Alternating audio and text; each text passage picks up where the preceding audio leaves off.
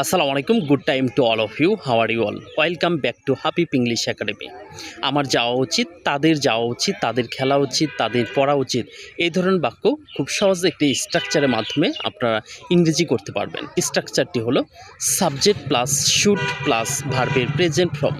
আমরা জানি শুড মানে উচিত, তাহলে আমার যাওয়া উচিত আই শুড গো, আমার খেলা উচিত আই শুড প্লে, তোমার পড়া উচিত ইউ শুড রিড, তোমার লেখা উচিত ইউ শুড রাইট, তাদের খেলা উচিত দে শুড প্লে, তাদের ঘুমানো উচিত দে শুড স্লিপ, তোমার খাওয়া উচিত দে শুড ইট, তোমার ঘুমানো উচিত ইউ শুড স্লিপ, তোমার দৌড়ানো উচিত ইউ শুড রান, আমার হাঁটা উচিত আই শুড ওয়াক, আমার কাজ করা উচিত আই শুড ওয়ার্ক।